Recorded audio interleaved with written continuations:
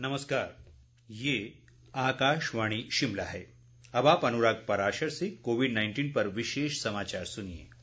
Covid मरीजों की संख्या फिर से बढ़ रही है, इसलिए श्रोताओं से अपील है कि कोई भी कोताही ना बरतें। सुरक्षा उपायों का पालन करें और 45 वर्ष से ऊपर के सभी लोग बेहिचक टीका लगवाएं। सुरक्षित रहें और 3 आसान उपायों का पालन करें।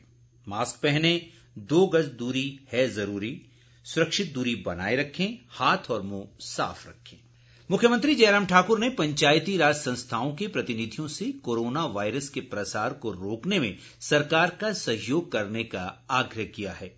कल वर्चुअल माध्यम से इन संस्थाओं के निर्वाचित प्रतिनिधियों को संबोधित करते हुए उन्होंने कहा कि वे होम आइसोलेशन में रह रहे लोगों की सहायता करने के साथ ही लोगों को कोविड टीकाकरण के लिए भी प्रेरित करें।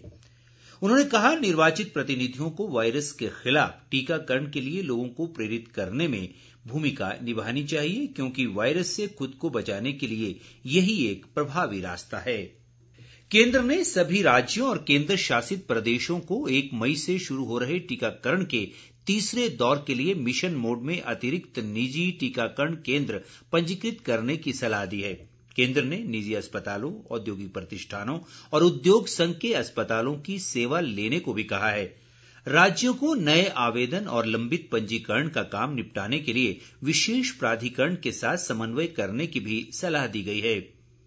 स्वास्थ्य सचिव राजेश भूषण और कोविड-19 के लिए गठित प्रौद्योगिकी और डेटा प्रबंधन समूह के अध्यक्ष डॉक्टर आर.एस. शर्मा ने कल एक उच्च स्तरीय बैठक में राज्यों और केंद्र शासित प्रदेशों को टीकाकरण के तीसरे दौर के संबंध में मार्गदर्शन किया।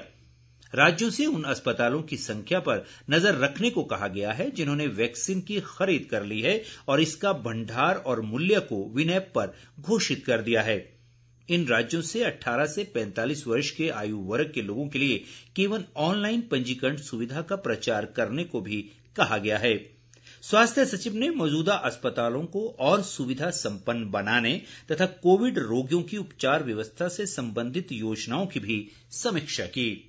प्रदेश में आज अभी तक कोरोना के 442 नए मामले सामने आए हैं, जबकि इस दौरान 1000 लोगों ने कोरोना से जंग जीती है।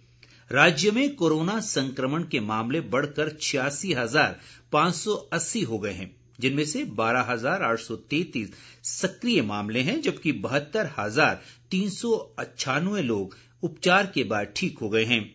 प्रदेश में अब तक कोरोना से 1,307 लोगों की मृत्यु हो चुकी है। देश में कोविड-19 के मामलों में वृद्धि जारी है।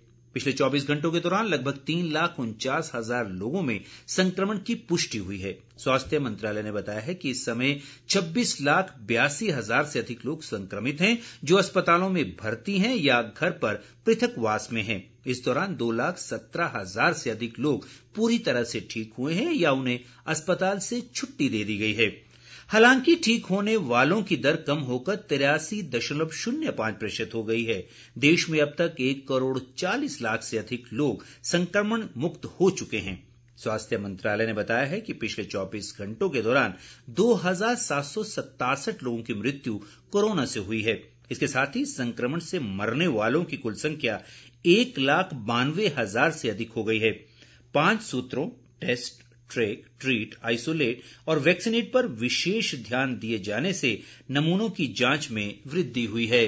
प्रदेश में कोरोना महामारी के बढ़ते मामलों को देखते हुए राज्य सरकार ने कोविड वार्डों में आउटसोर्स आधार पर कार्यरत नर्सों व अन्य स्टाफ को 200 रुपये प्रतिदिन की दर से अतिरिक्त प्रोत्साहन राशि देने का निर्णय लिया है और इस संबंध में अधिसूचना जारी कर दी गई है।